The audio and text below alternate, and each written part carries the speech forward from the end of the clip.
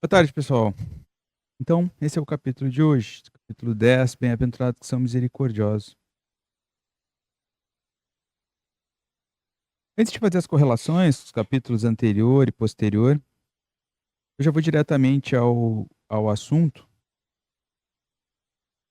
É um assunto que nos diz diretamente respeito, que é a questão da misericórdia. Mal compreendida, mal entendida. Misericórdia, em resumo, ela é necessária quando alguém não fez por merecer alguma coisa. Mas mesmo assim, alguém vai lá e ajuda. Essa condição de não merecimento, em função de desvios, ela é uma condição bastante difundida na sociedade. Todos nós temos alguma dívida moral, alguma culpa dessa ou de vidas anteriores. A partir do momento, dentro desse processo evolutivo, em que todos nós estamos encarnados e desencarnados, a gente começa a conseguir discernir o que é certo e o que é errado, mesmo de forma equivocada.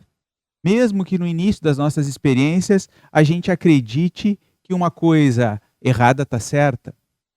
Mas quando a gente acredita sinceramente naquilo, passa a fazer parte dos nossos princípios e dos nossos valores, e depois a gente vai lá e contradiz isso por causa de, para querer levar uma vantagem, para ter alguma satisfação, para atender um capricho, isso nos gera um processo interno de culpa, de falta de merecimento, de dificuldade. Imediatamente após isso, a gente já entra num estado desse tipo. A gente sente que a gente não merece ajuda. Ainda, quando é um erro primário, ou seja, alguma coisa que a gente fez pela primeira vez, a gente ainda pode dizer pra gente mesmo assim: tá, eu errei, mas eu não vou fazer mais. E isso diminui um pouco o conflito, diminui um pouco a sensação de culpa. Aí a gente logo já deveria se colocar num novo padrão emocional, num novo estado de determinação, para não mais se permitir e recuperar o estado de equilíbrio. Mas o que acontece é que normalmente a gente repete ainda. E não só uma, duas, mas diversas vezes. E esses erros, perante a nossa própria consciência, essa cobrança de dentro para fora, daquilo que a gente acredita que deveria estar fazendo e não está, vai se agravando, o conflito vai se agravando. E dura, às vezes, encarnações. É por isso que depois de diversas encarnações em conflito, nós, espíritos, encarnados ou desencarnados, aguardando uma próxima encarnação, sempre aguardando uma próxima encarnação, à exceção dos espíritos puros, já não tem mais o que aprender nesse sentido material. Depois de diversas encarnações, então, repetindo esses erros, essas situações, o conflito é cada vez maior. Porque cada vez a gente tem menos desculpa, cada vez a gente consegue dizer pra gente mesmo: eu errei. Eu não sabia. Não, eu já fiz diversas vezes, eu sabia que eu já deveria ter parado, eu já sei que eu deveria ter modificado, mas eu continuei. Eu insisto nisso. Então, cada vez menos eu confio na minha possibilidade de transformação, porque eu já tentei e falhei. E mesmo essas experiências, quando elas foram realizadas em existências anteriores, que a gente não tem acesso direto, não lembra delas, porque esse cérebro, nesse novo corpo, não tem essas informações, mas a gente carrega elas dentro de nós sob forma de tendência e impulso. E a gente se sente muitas vezes frágil, muitas vezes com essa sensação de culpa, de que as pessoas não confiam, não gostam da gente.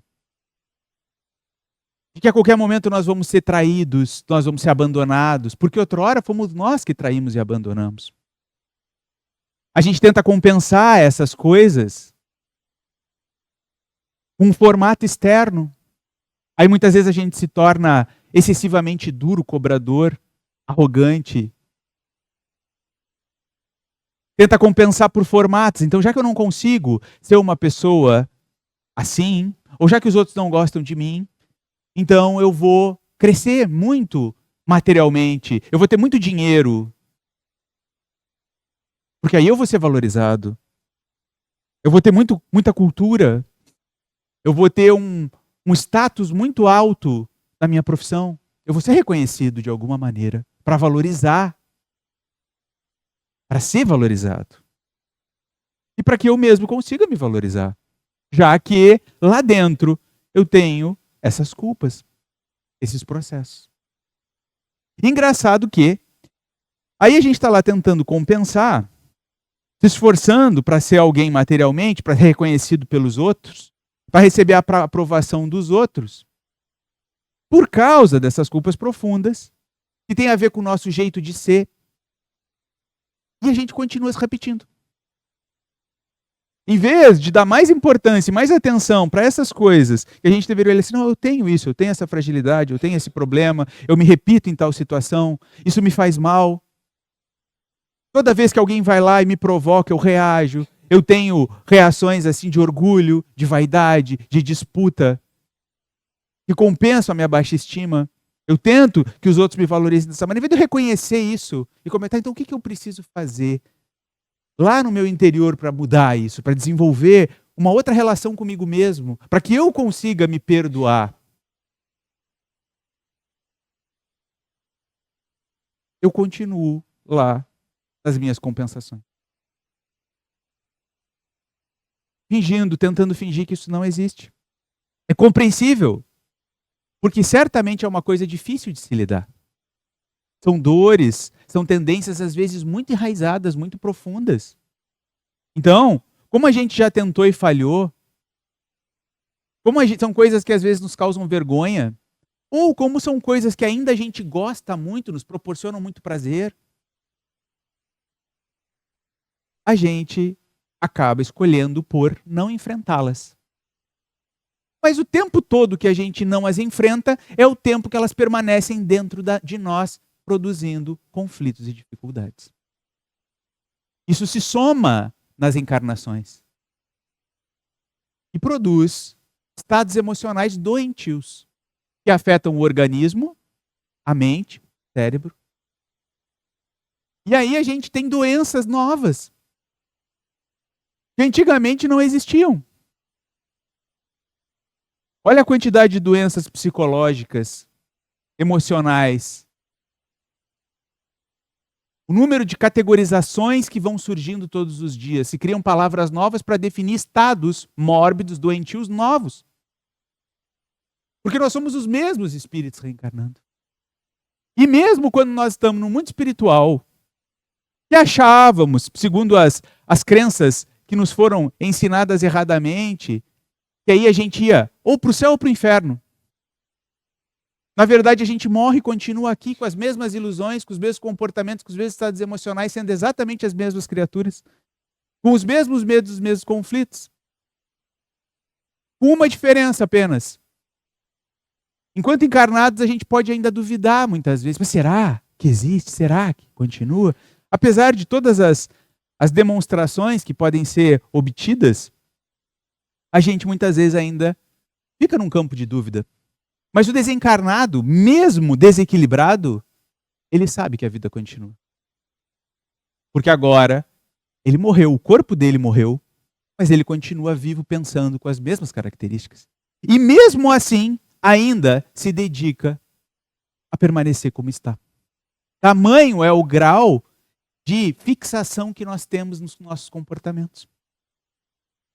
Sabem por que é tão difícil mudar? Por causa disso. Pelo grau de importância e valorização que nós damos aos nossos estados. Aquilo que nós julgamos importantes. Aos nossos caprichos. Às nossas vontades. Tem uma resposta no livro dos Espíritos, a questão 911. Kardec pergunta para os espíritos: mas não há coisas tão difíceis, tão enraizadas, que mesmo o maior esforço, diante do maior esforço, ela seja impossível de ser modificada? Não existe esse tipo de coisa dentro do indivíduo? Algo impossível de ser mudado? E a resposta dos espíritos, em resumo, é: não.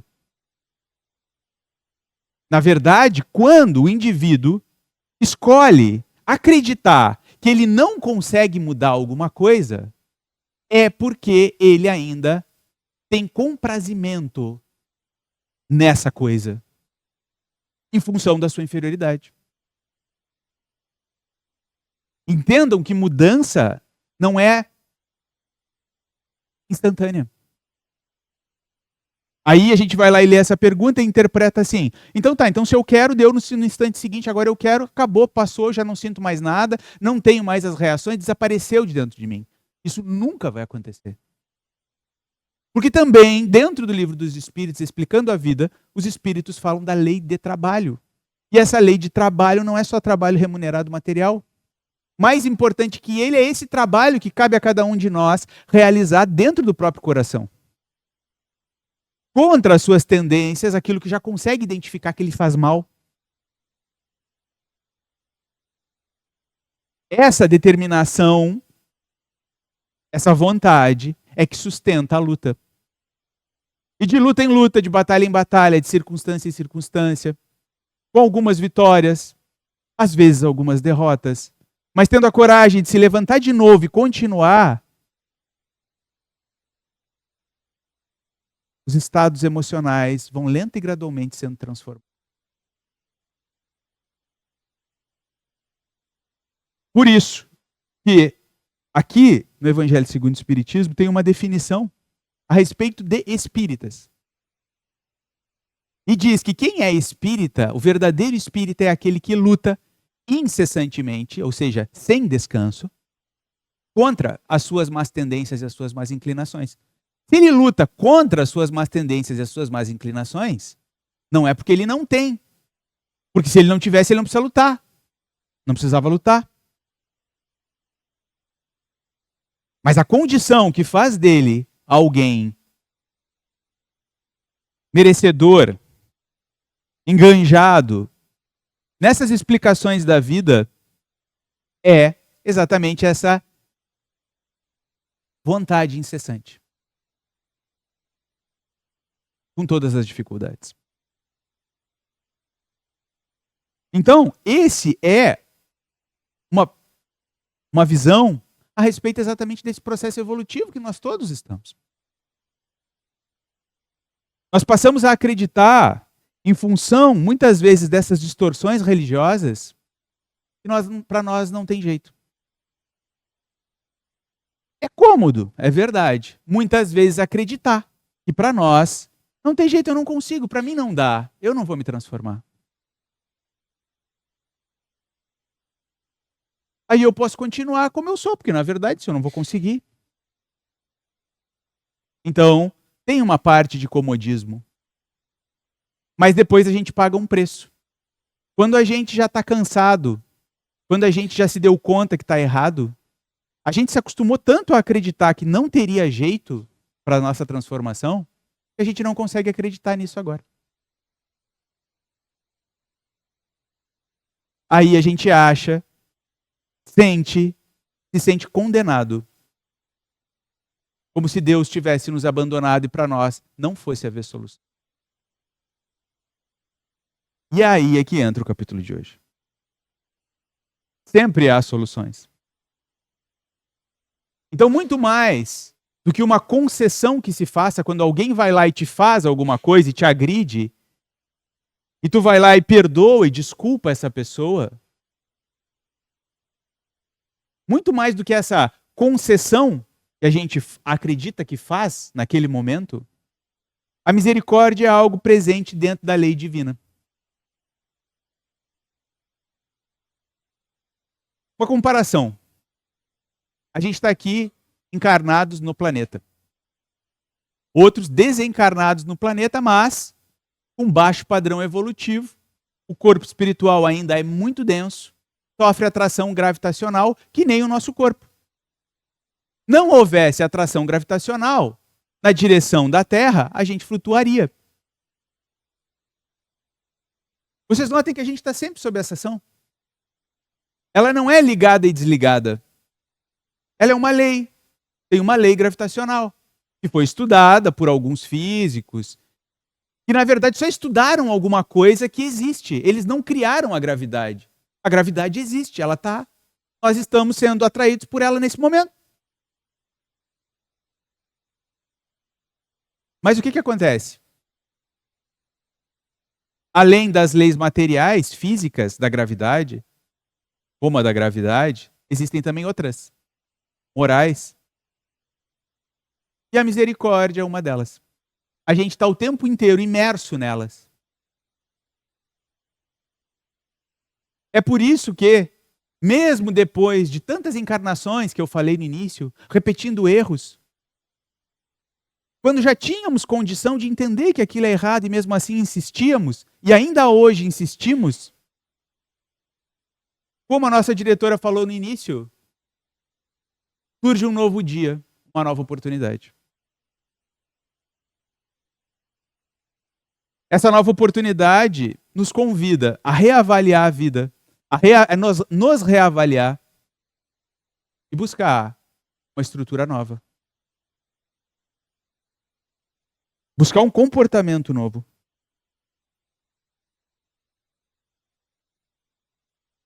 Isso não depende de um pedido, de fazer oração, de vir a um centro espírita, de ir a uma igreja. Não depende disso. Isso é algo que nós adquirimos por maturidade. A gente chega num momento evolutivo, depois de viver muita experiência, e a gente chega e diz assim, quero mais ser assim.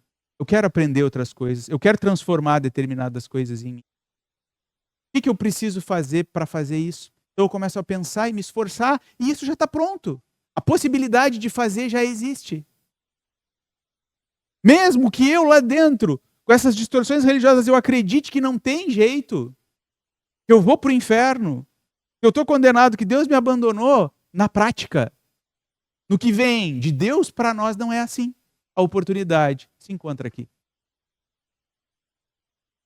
Ela já está aqui. O que nós faremos do momento seguinte? Para onde nós vamos canalizar as nossas emoções no momento seguinte? Vocês sabem que antes da vinda de Jesus, houve um profeta muito importante que se chamou João Batista.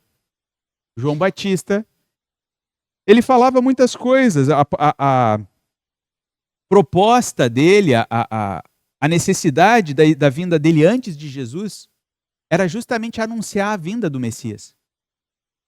E dentre as coisas que ele pregava, tinha uma que era principal. Ele falava uma palavra, arrependei-vos. O arrependimento, o que é? Isso. Quando a gente pega e chega nesse estado e se dá conta, eu estou errado. Eu não quero mais ser assim. Me falta alguma coisa. Eu quero construir mais, eu quero transformar. Então eu me arrependo das insistências que eu fiz até agora. Do comportamento que eu me permiti até agora. E eu começo a me colocar no caminho de modificação.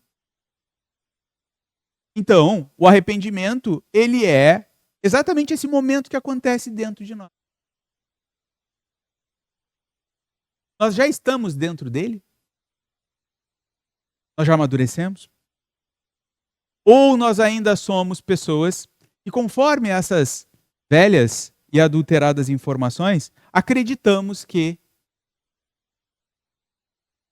alguém tem que vir e nos dar coisas. Deus tem que vir e nos salvar e nos tirar dos problemas que nós construímos e nós mantemos. Sem que a gente faça nada por isso. nem uma lágrima, nem um impulso, uma emoção de modificação. Nada. Eu quero continuar sendo como eu sou, endurecido, sem modificar nada. E que Deus venha e me favoreça. Essa é a ideia do paganismo. O paganismo fazia isso. Eu vou lá e dou uma oferenda, por causa da oferenda o cara me devolve alguma coisa, me retribui. Eu não preciso mudar nada, eu não preciso fazer nada. É uma troca. Aí às vezes a gente acha modernamente, com algumas modificações, essas trocas são as vindas aos centros religiosos. Qual é o custo para mim vir até um centro religioso? A passagem de ônibus? O custo do meu desgaste energético para caminhar até aqui? Essa é a minha oferenda. Para que Deus precisa disso?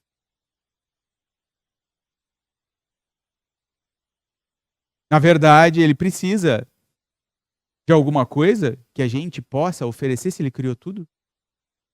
Ou será que quem precisa somos nós? Justamente porque a gente amadureceu e consegue fazer essa correlação. Olha, isso que eu estou vivendo é fruto do meu jeito de ser, das minhas escolhas. Eu consigo já enxergar isso. Pode até não ser muito claro, mas eu tenho uma referência, eu consigo ver. Se eu não vou me comparar com ninguém, eu não vou competir com ninguém. Não é uma questão de aderir a uma religião ou outra. As experiências que eu vivi, elas me dizem, não, realmente, assim, ó, isso tem coisas que eu não quero mais, que eu não gosto mais. É errado.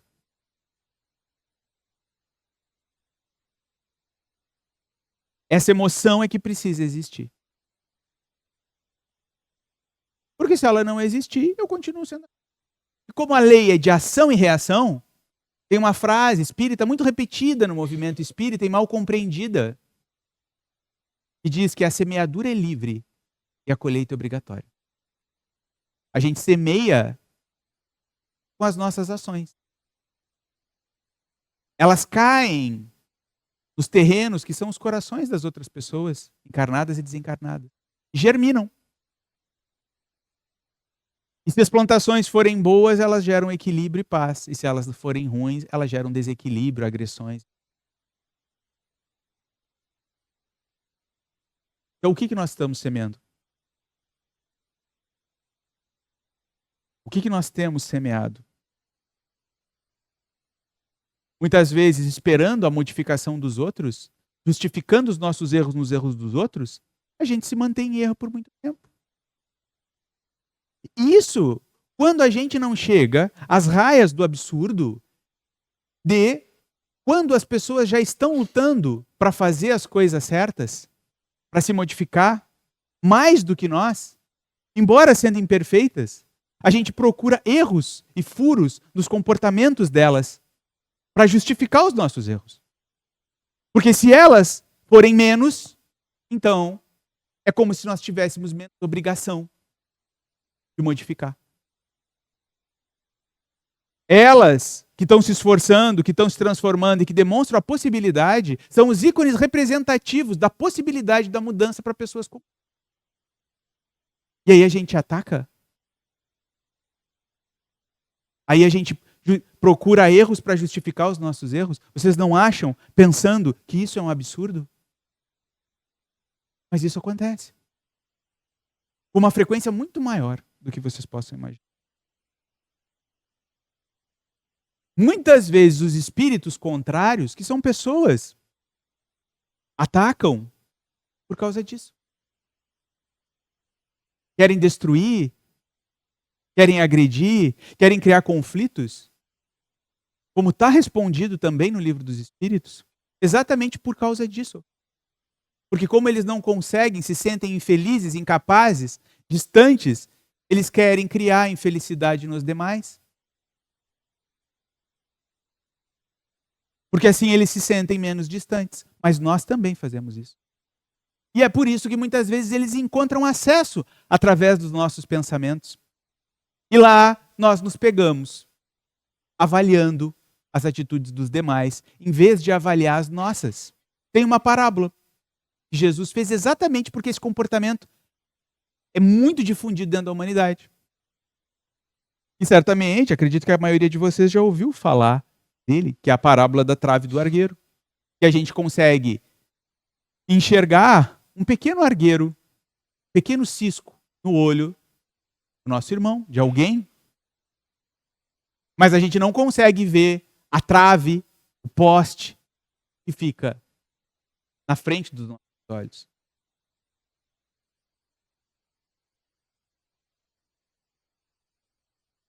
Aí vem, para encerrar, a frase da passagem que dá título a esse capítulo. Que diz assim: bem-aventurados os que são misericordiosos, porque obterão misericórdia. Simples assim. Se eu busco, eu sou severo comigo, na busca por soluções para os meus conflitos, eu abro campo para fazer um melhor aproveitamento da oportunidade que é a vida.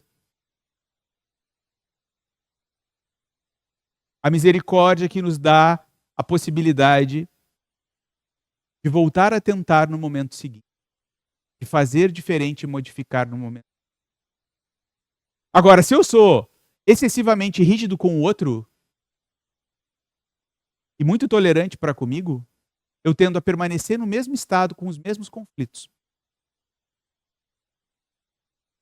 E uso o que eu enxergo ou julgo enxergar no comportamento do outro para justificar o meu comportamento. Me mantendo por mais tempo ainda assim. Quem é o maior prejudicado? Se não eu mesmo. O outro que recebe a minha agressão, que recebe a minha crítica, como também disse Jesus, ele ainda tem uma possibilidade. Quando te baterem numa face, dai a outra. Ele ainda pode, entendendo o desequilíbrio daquele que o agrediu, que o caluniou, ele ainda pode silenciar e continuar a sua vida, continuar os seus esforços de autotransformação. Ele vai encontrar paz mais rápido e equilíbrio muito mais rápido do que o agressor. Que agora, depois de agredir, tem uma culpa além do desequilíbrio que o levou a fazer aquilo. Ele tem duas coisas agora para corrigir, para arrumar dentro dele.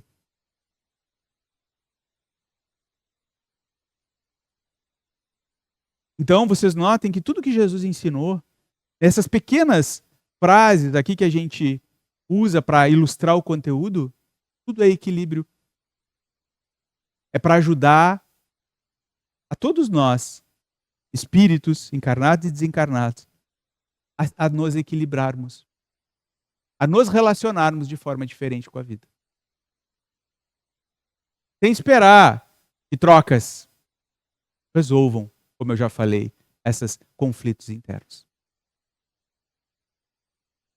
Aqueles de vocês, tem muitas pessoas aqui que vêm frequentemente tomar passe, vêm essas atividades, muitas vezes nos ouvem falar a respeito disso.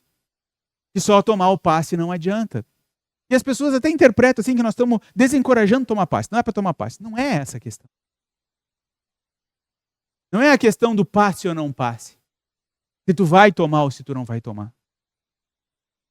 A questão é, sendo honestos com vocês, pela prática das coisas e pelos ensinamentos dos espíritos superiores, se vocês forem tomar passe e permanecerem com os mesmos estados internos, não vai fazer diferença nenhuma. Vocês vão voltar para os mesmos comportamentos, os mesmos estados. E aí vocês vão virar uns viciados, os necessitados de passe. Nós não queremos que ninguém seja viciado, necessitado de passe. O passe é algo para ajudar a pessoa a sair do conflito. Quantas pessoas vêm, tomam um passe, fazem frequência, começam a refletir, fazem alguma modificaçãozinha, dão uma melhorada. Às vezes nem melhoram tanto, mas aquela circunstância da vida que estava pressionando passa. E a pessoa volta para a sua vida, para os seus estados, para os seus comportamentos. Aí a vida continua. E eis que depois de um tempo, lá vem ela de novo com os seus testes, com as suas provas. E a gente recai de novo, e se conflitua de novo, e se desequilibra de novo. E aí volta para tomar mais um passe. De que isso adianta para o meu progresso evolutivo, para o progresso individual? Não. Eu vivo experiências, depois eu repito elas. Entendem por que existe conflito, como nós falamos no início? Por que o conflito aumenta pela repetição? Se acumula? Então tomem passe se vocês querem tomar passe. Mas se conscientizem a respeito das próprias necessidades, façam uma autoanálise. Procurem, através desses conteúdos que a gente expõe aqui antes, para isso, para propiciar uma reflexão. E levem essas reflexões e esses esforços para a vida de vocês, porque vocês não são espíritas, ou aspirantes a espíritas, ou simpatizantes da doutrina espírita, quando vocês passam daquela porta.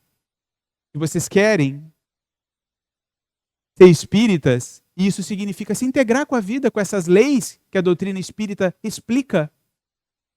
É lá na vida de vocês, lá fora. Com os diversos problemas e as diversas pressões que cada um de nós passa todos os dias, é que a gente vai ter que botar isso em prática. O famoso testemunho que se fala tanto na Bíblia. Eu mudei? Eu estou em processo de transformação? Ou eu continuo me repetindo? A misericórdia de Deus está presente o tempo inteiro. É a oportunidade. Eu estou usando? No momento de crise, eu cruzo as mãos e digo, perdoa, Senhor. Mas só dura aquele momento de crise. Quando eu volto para a minha vida, eu volto a mesma pessoa. Então, que perdão é esse? Que arrependimento é esse? Que é só para mim me sentir um pouco melhor comigo mesmo e depois, quando eu voltar para a minha vida, eu vou fazer as mesmas coisas. Que mudança é essa?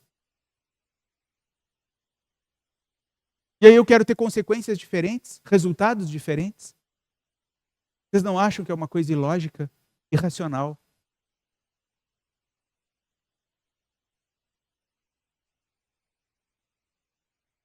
Então não é por falta de misericórdia, por falta de oportunidade, por falta de Deus nos oferecer novas oportunidades. A parte dele já está feita. Mas e nós? Quando que vai começar a nossa mudança? A nossa parte.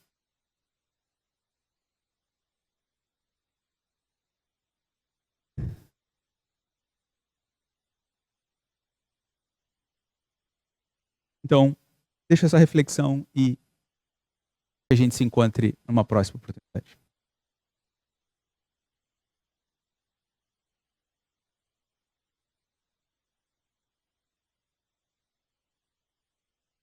Então, a gente se despede do pessoal de casa. Lembrando a todos vocês que se inscrevam no nosso canal, SEBMVN, para que esse conteúdo, que é tão esclarecedor e, portanto, consolador, chegue a cada vez mais bem. Um bom final de semana.